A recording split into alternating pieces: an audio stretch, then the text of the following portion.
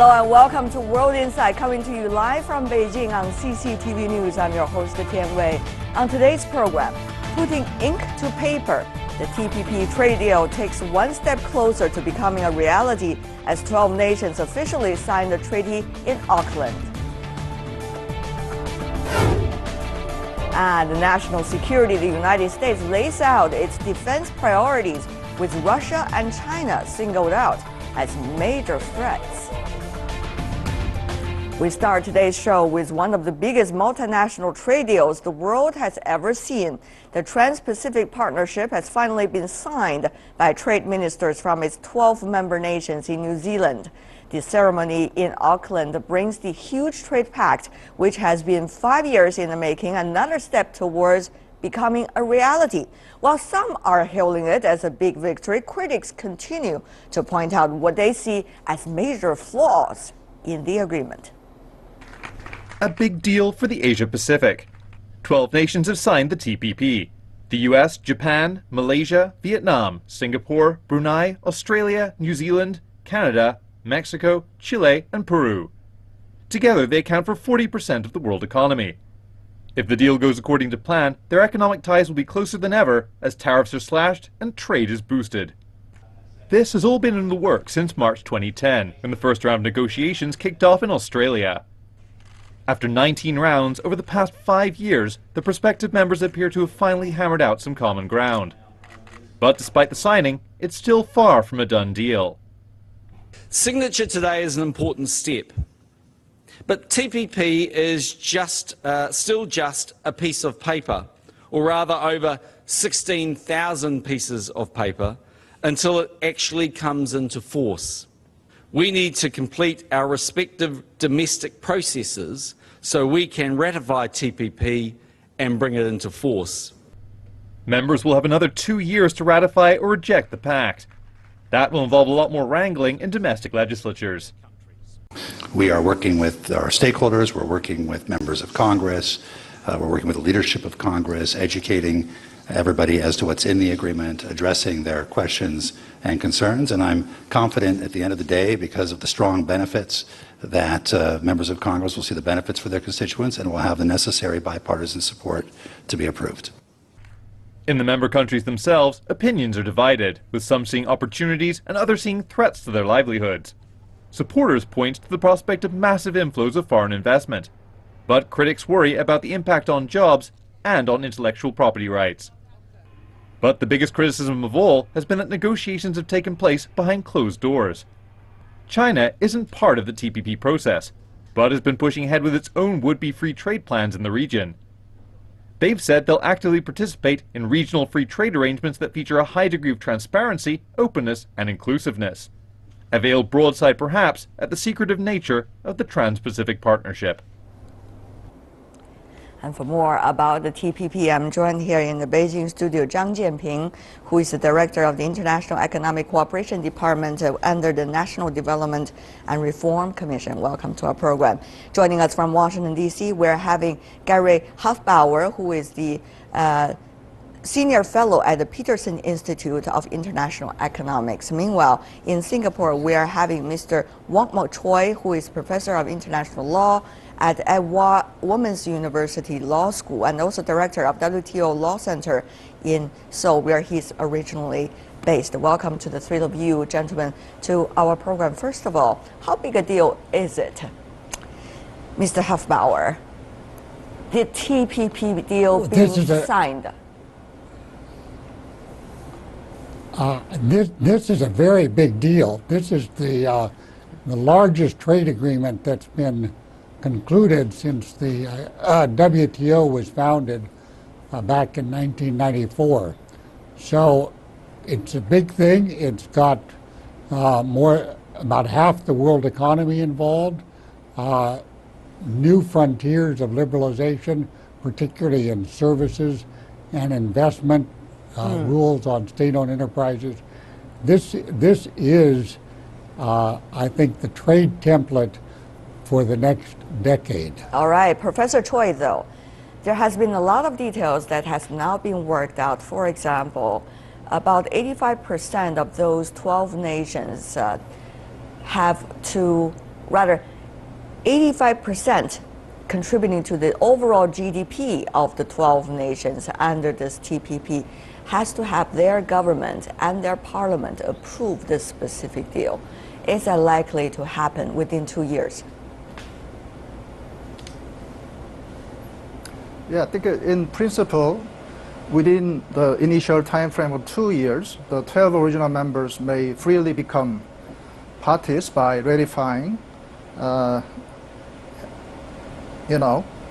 even though this does not happen, so some member may not be able to ratify yet upon the completion of 2-year period, but still they may join the TPP after 2-year time frame and make the TPP effective if the 85% condition is met. So original 2-year time frame is, I think, rather symbolic, and the door can be open for quite a long time unless some economic reality changes. Of course, some country who fails in ratifying the treaty and the treaty was already entered into force, then that country must join the TPP upon the getting approval by the TPP Commission. But that's the after the ratification of the treaty and completion of the entry into force process. Right. So I think 2 years is quite symbolic period, and I think it can go some time, and still the door is open. So it's pretty much quite a time to accept original members to become a party.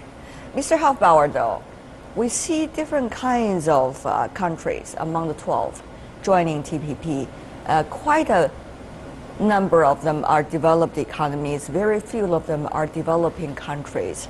But there are different versions inside the so-called agreement among countries. That's very hard to negotiate out, first of all. And secondly, that might be very interesting to look at, because some were suggesting it's not necessarily going to be a case study with which going to be much inspiration for the others, especially developing countries, to join. What do you make of it?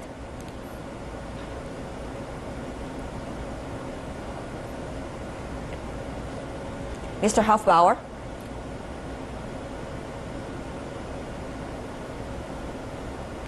Well, we probably have some difficulties having the American guest hearing us. Let me come back to the Beijing studio. Mr. Zhang, of course, China is not member of the TPP. Right. There were a lot of political discussions, if not debate, going on between Washington and Beijing about whether one has to invite the others to join, whether the other has been invited to join, and whether it is suitable to join, and it's appropriate for the others to invite, all of these. But they eventually, fundamentally, have a lot to do with who will decide on what kind of trade framework of the future. So, China, by not joining TPP at this moment, is it making a bigger role to the world trade mechanism, or its role has been minimized as a result? I think that today, that global trade pattern gradually is changing, and the economic pattern also gradually changing. In that process, international trade and investment rules and regulation also gradually changing. Right. My sense is that with both China and the US and other economies in the world, actually we should work together, and we should have common discussion, and we should consult each other, and then to build new type of rules and regulations. But we realize that Obama said for TPP rules and regulations, just the US can write it instead of China. I think this is a not good position. He didn't say that directly, did he? Yeah. Is that China's understanding, or did he really say that? I'm not sure that whether he really said that. Actually, he just TPP signed agreement, and he repeated his words. That is, only the U.S. can lead the new rules and regulations, and China has no right to join this type of rules and regulations writing. I think that in the future, actually, all economies, actually, we should discuss each other. Also, even if TPP is on behalf of, new direction of international trade and investment, but also this type of regulation should be opened or should be more inclusive. Also, you know that for Japan and the US, they want to make China to join in the future. But if you cannot show any respect to Chinese side, so how to make China to join? Okay, I think Mr. that's a problem. Hofbauer, therefore I have to go to you. You probably heard your Chinese counterpart's response. First of all, is that U.S. intention to write the rules of the future international trade and investment mechanism by itself? Well, let me remind you, and I know you know it, that we're in the middle of an election campaign here in the United States. And you get all sorts of ridiculous things said in election campaigns. And one of the ridiculous things that's said by Donald Trump and Senator Cruz and some others is anti-China kind of rhetoric. So we're getting this out of the election campaign. But let's now talk about the reality, and I very much agree with what Mrs. Zhang said about the long term. And we've written a book to this effect here at the Peterson Institute. We think that in the next phase, after TPP is enacted and comes into force and has 5 years of experience, that TPP and China should join together and jointly write the next generation of rules. Well, it's not a matter of excluding China. China's too big, too powerful, too important to the world economy to be excluded. Well, you could say that. So you just have to see this as a progression. Well, you could say that, Yes, Mr. Hofbauer, but on the other hand, if rules, basic rules are already set, any newcomers have to, first of all, obey some of the commonly agreed basic rules, and only by that can they have entry to this specific mechanism. Wouldn't that mean preconditions already? Well, it seems to me that when China is ready to join with the other countries in the TPP, and there may be more than 12 when that time comes, that there will be some adjustment of the rules to reflect China's very specific interests. And let me just say that, for example, in investment, there are a lot of differences between the countries on the tariffs. It's no single agreement on how fast tariffs will be eliminated. In terms of services, which ones will be open and how fast varies a lot between countries. So there are a lot of rules to be written in the future. It's not a done deal. Okay.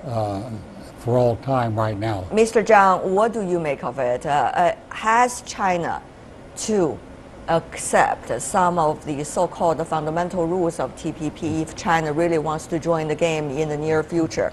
Will China willing to do that, or China would rather subscribe to a totally different trade and investment mechanism, FTA, AP, RCEP, and many others that China has already been promoting regionally, at least? Yeah.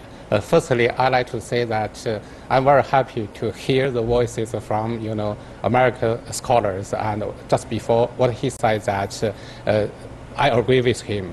On the other hand, but there are so many different views in the United States of America. Mr. Hofbauer right now, they really represent the administration. On behalf of economic circle. And I like to say... Not even that. There are Republicans and Democrats and different kinds of views going on as well. But having said that, Mr. Zhang, go ahead. Right. His personal views. Yes, indeed. And my sense is that actually, if China on TPP issues, China will make our reassessment on TPP rules and regulations. This is the first thing. We have to make clear what type of impact will be on China's economy and China's development in the future.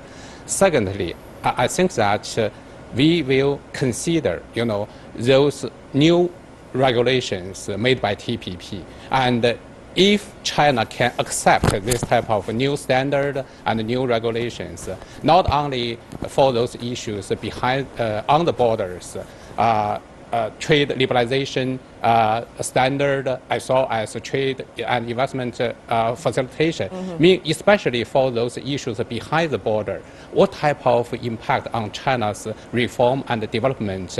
We need to know, the details. Lastly, I think that in the future, in the long run, for China, 100% to accept fundamental rules, I don't think that would be possible. Interesting. Yeah. Professor Choi, you've been attentively listened to the other two panelists. Yes. Now it's really your time to speak. First of all, Professor Choi, there are a lot of details about exactly what TPP is about. It's not known at all. Even though they signed the agreement, the details of agreement, many details are still not known to the rest of the world. The rest of the world are calling for details about what exactly TPP is. Secondly, there are enormous amount of bilateral, multilateral trade and investment negotiations that are going on right now. Even though it is being signed, a lot of details still need to be inked after this among countries. So, given all of these unpredictabilities, what does it really mean, even for countries within TPP and for those that are willing to join in the future? I think TPP has already created a very comprehensive and forward-looking mega trade agreement that already set a very high standard benchmark on trade rules, probably for the first time in the history of Asia Pacific. Asia Pacific was the region where economic integration in such a large scale has been much delayed compared to other regions. So not only very short-term market access benefit or stability in investment protection, but also very long-term stability and mutual cooperative spirit. I think that kind of benefit is really the one that TPP gives to Asia Pacific.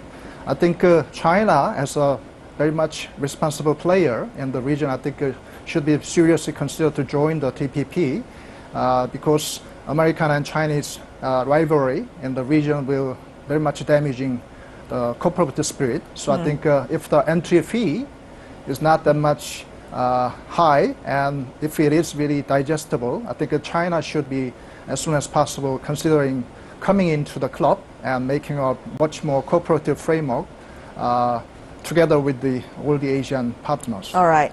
Mr. Huffenbauer, once again, my question. First of all, details not known. Details really matters, as we all know, in the international trade negotiations. Secondly, there has been enormous amount of talk, even from Washington, about this TPP only benefiting probably trade lawyers rather than anyone else, at least at the very beginning stage.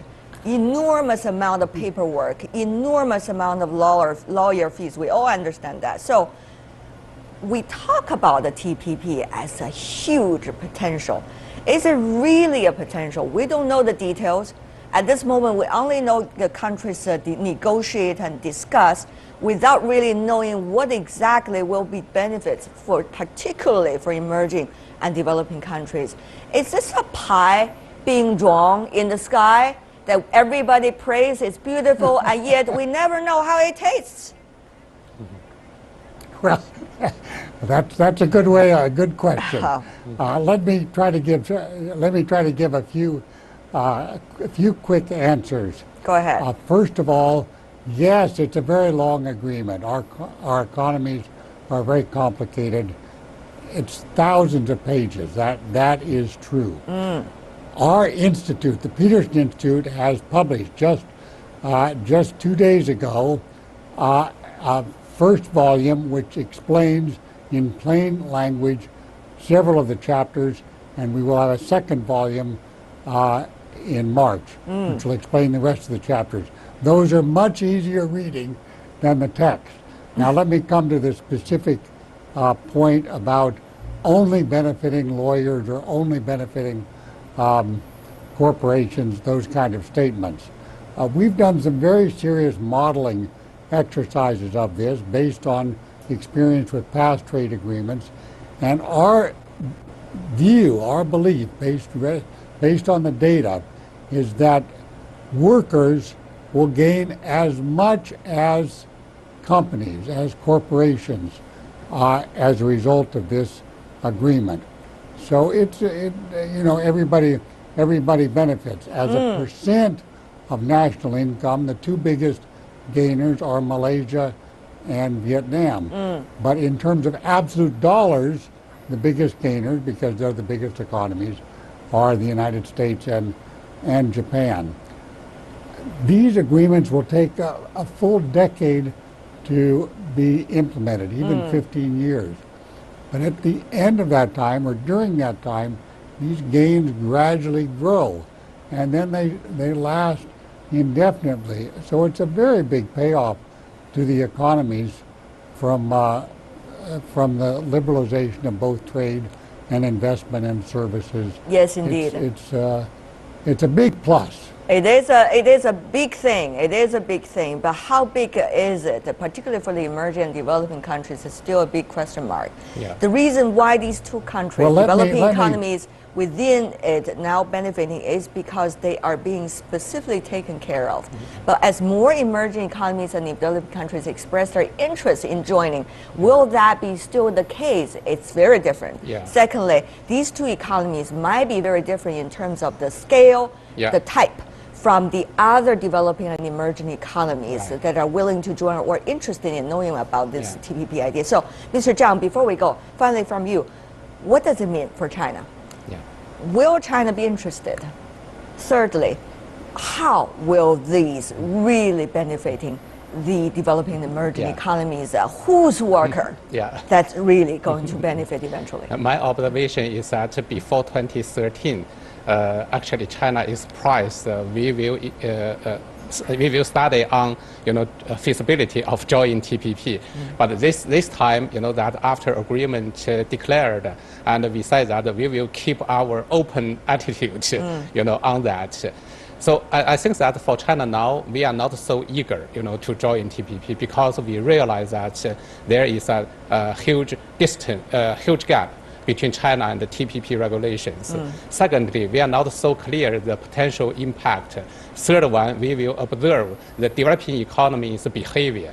So I think that maybe after 1 to 2 years, we can make our comprehensive conclusion and decide if we need to join TPP. All right, very interesting topic, of course. A big thing, we hope it is, Zhang Jianping, Gary Hufbauer, and also Wang Mo Choi. Thank you so much, gentlemen, for joining us. All the best. Thank you. Stay with us here on World Insight. We've got our final segment coming right up.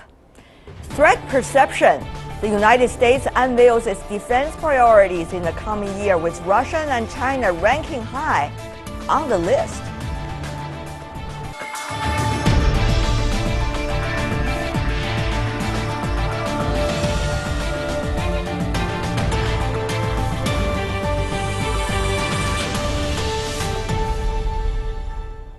Welcome back. You're watching World Insight on CCTV News. The U.S. has the world's largest military by a considerable margin, so new moves in defense spending are always big news for the world.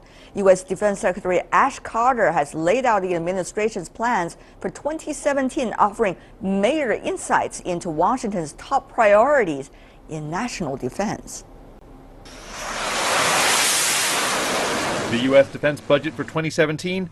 $582.7 billion. The figure remains largely unchanged from last year, but Defense Secretary Ash Carter's budget wish list marked a major shift in priorities. The Defense Secretary listed off Washington's biggest security challenges: Russia, China, the DPRK, Iran, and Islamic State. Today's security environment is dramatically different than the one we've been engaged in for the last 25 years, and it requires new ways of thinking and new ways of acting. Russia and China top the list, in large part due to Russian activity in Eastern Europe and China's more active stance in the South China Sea. Spending on European operations is getting a fourfold boost as part of the U.S. military's growing effort to deter Russia. Spending on the war against the Islamic State is also set to increase 50% to $7.5 billion. Keeping a vigilant eye on the DPRK's missile and nuclear programs, the U.S. is also expanding its defenses against a possible missile attack by Pyongyang. In our budget, our plans our capabilities, and our actions, we must demonstrate to potential foes that if they start a war, we have the capability to win.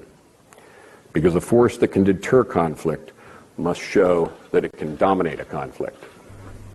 The U.S. is the world's #1 economy, but their defense spending has also long dwarfed that of any other nation.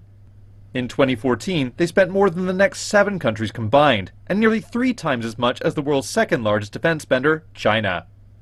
The upcoming budget is also putting more of an emphasis on the future, with just over $70 billion going into research and development. The U.S. is planning ahead, attempting to fight battles of today while preparing for the wars of tomorrow. The question is, are their priorities in the right place? For more on the U.S. defense spending, we are joined here in the Beijing studio by 2 guests. Mr. Zhang Junshe from China's Naval Research Institute. Welcome, sir. Also joining us here, Mr. Yang Xiyu, who is a Senior Research Fellow from the China Institute of International Studies. Welcome as well.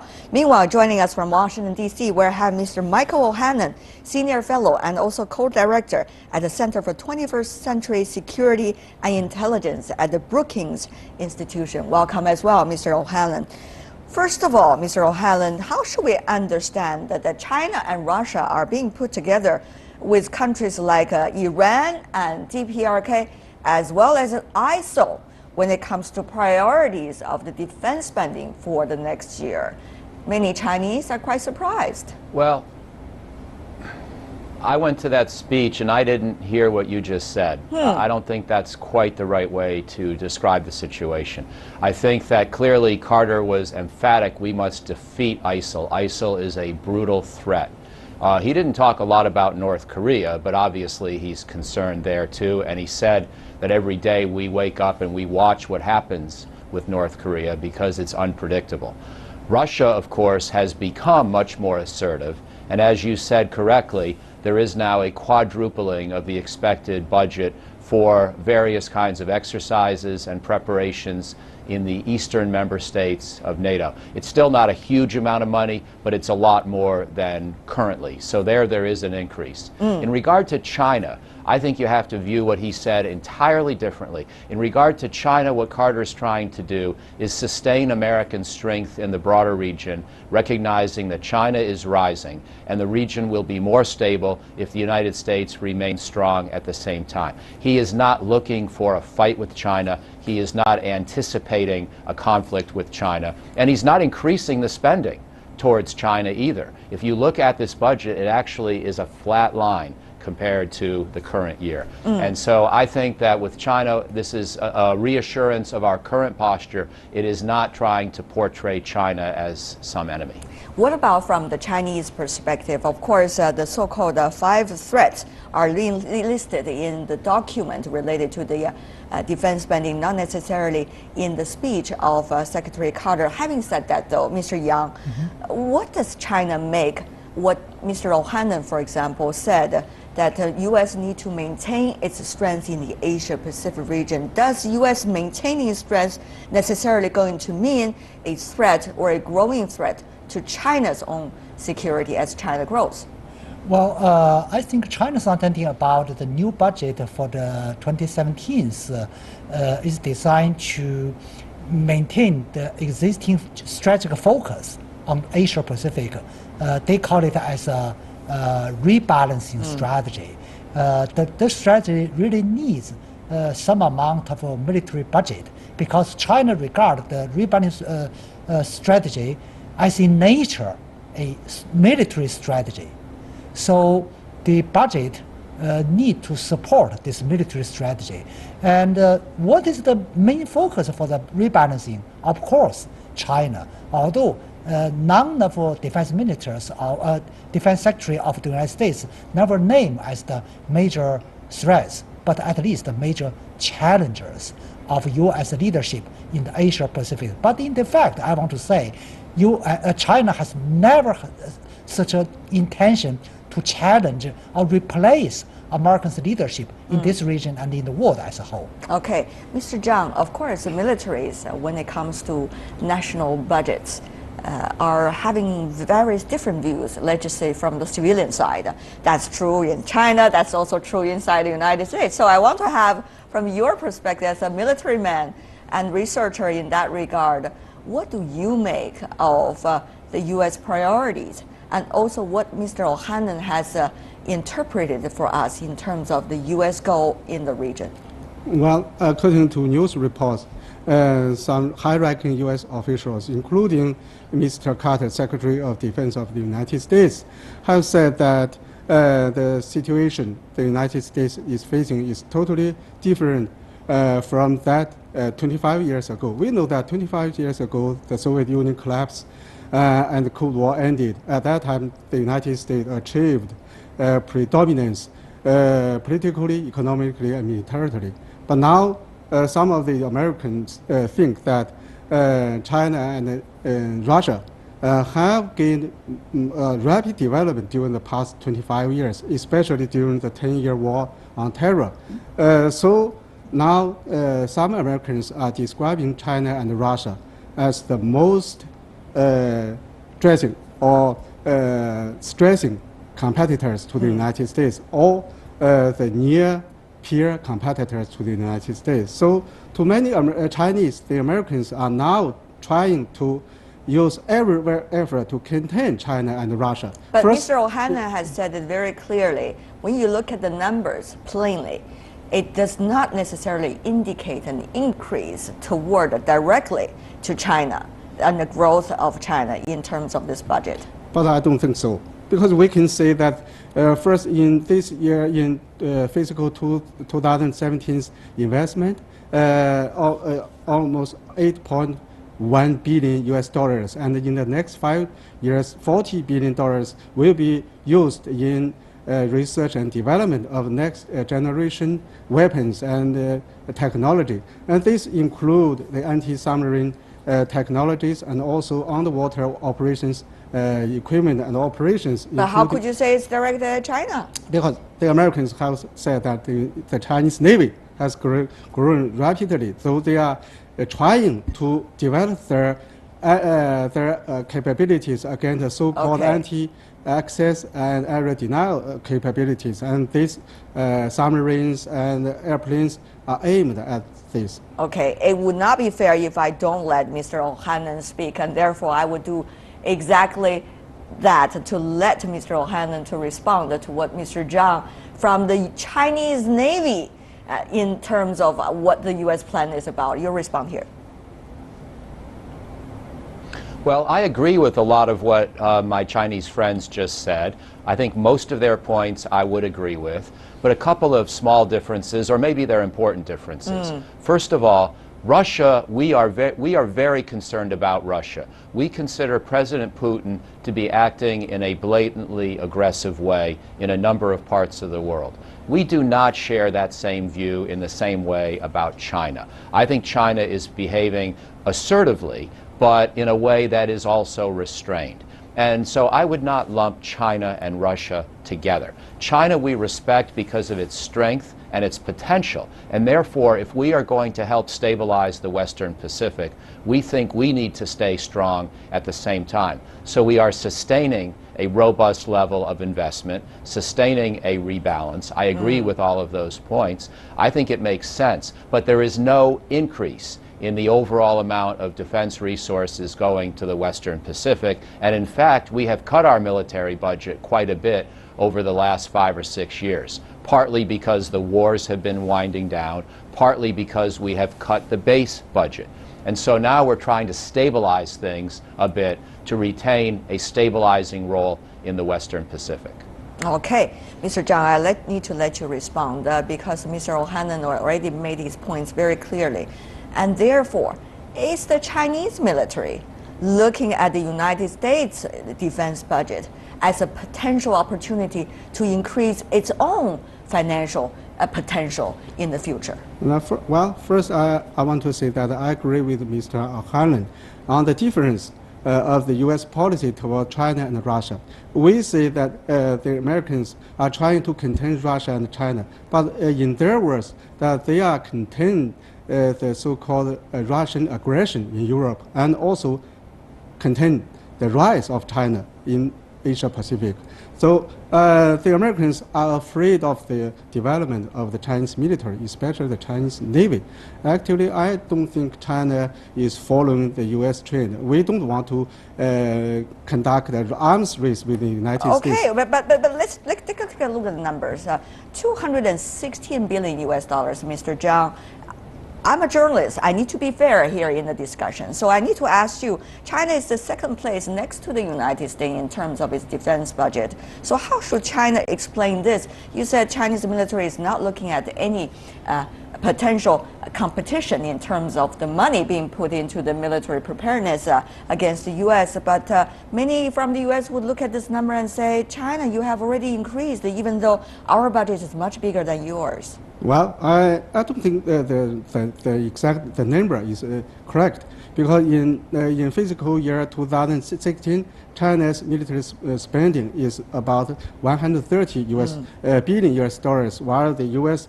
Military spending is 607 billion US dollars according to the Defense Authorization Act. So China's military spending is only about 1/5 of the United States. Okay. Now, Mr. Yang, from a civilian perspective, you said very clearly a lot of this has a lot to do with the military, especially the rebalance. China interpret in this way, and also China look at the United States in such a sort of such a perception, let's just say. Yeah. What would that mean for the political relations between these two countries? We all understand the United States is in a big campaign, presidential campaign year. And of course, many of the things being proposed now, even though agreed by the Congress, will face the new administration next year, and probably big changes in terms of priorities and strategies. So how do you look at the potential of the political relations, particularly political leadership change, in terms of what would exactly these money mean? What would exactly the policies directing at? From a civilian point of view, the increase or decrease of American budget, especially towards the Western Pacific, doesn't matter. It does matter by the focus of a strategy. As I mentioned earlier, the rebalance, the focus, strategic focus of the rebalancing lies in China. No matter it's a containing China or preventing China from aggression or whatever, but China's pressure in security area is not only the U.S. shifting their strategic focus to China's surrounding area, but also the further strengthened American-led military alliances surrounding China. That is a really serious challenges U.S. does not have, but we have. Yeah. All right. Let me have Mr. O'Hanlon to respond to that. China is concerned, Mr. O'Hanlon, about the U.S. Ever stronger military alliance in the region in which China has been active. So what do you make of it? Well, I understand why China is vigilant. You know, we have a very complicated situation in the Western Pacific. I think the United States and China are doing a pretty good job of addressing the challenges in their relationship. I think from an American point of view, it is almost inevitable that China will become stronger and somewhat more assertive as its economy and its technology base develop. That's the way that rising powers behave in history, and we should not be surprised. In fact, I am partially relieved that China has been directing its ambitions primarily towards these reclaimed islands on the South China Sea. I hope that China slows down that process, but the point is there is no aggression against any country. There is no aggression against any populated region.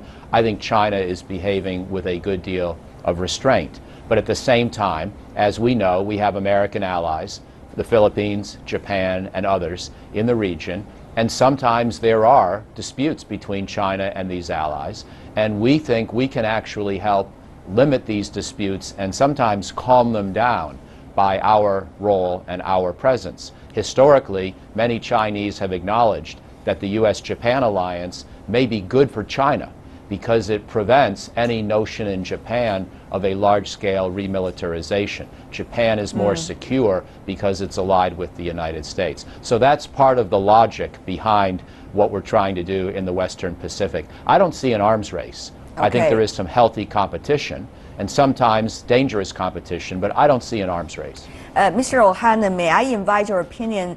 We have very limited time, 1 minute to go, in fact. 30 seconds for you.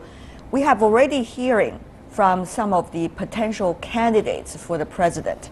For example, Hillary Clinton, Secretary Clinton talking about she would not rule out the military actions coming from the United States if she were elected in a recent rally.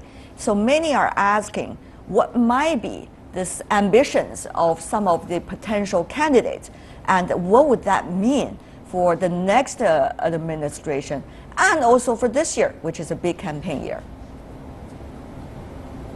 Well, you asked for a quick answer. I'll give you a quick answer. Go ahead. If any of the candidates that I'm listening to were to make any major change in military posture, I think it would begin with Syria and perhaps Iraq and possibly Libya. In other words, the fight against ISIL or ISIS. That's the fight we have to win. That's the real enemy. That's the real danger right now. And that's where I think an American presidential candidate would focus any attention for any new military activity. And we only got 10 seconds left for each of the other two Chinese panelists. What can we expect when the U.S. Defense Secretary and also the Congress might be working on this budget that we are looking at? Mr. Zhang. Well, first, 10 seconds, if you can. Sorry. Okay. I think the U.S. defense spending is still larger than that of the next 9 nations combined. Okay. And the Americans shouldn't worry about China's future military development. Okay, Mr. Yang. Quite uncertainties about the plan Carter draft because of the number one, partisan struggles in the Capitol Hill, and then number two, the structure of the overall expenditures will trigger a lot of disputes, not only the partisan, but also in the society. So a lot of uncertainties. Certainly a lot of uncertainties and a lot of stories to come as a result. We want to thank the three of you, Michael O'Hanlon from the U.S. joining us in Beijing, Zhang Junshe, and also Yang Xiyu. Thank you so much, gentlemen, for being with us. And that is all the time we have for today. If you'd like to see more of our program, visit our website. Just type in World Inside CCTV News into your search engine. You'll be able to find us, or you can also check out our YouTube channel. From me, Tian Wei, and everyone at the World Inside team, thanks for watching and joining again tomorrow for more insights from across China and around the world. Good night.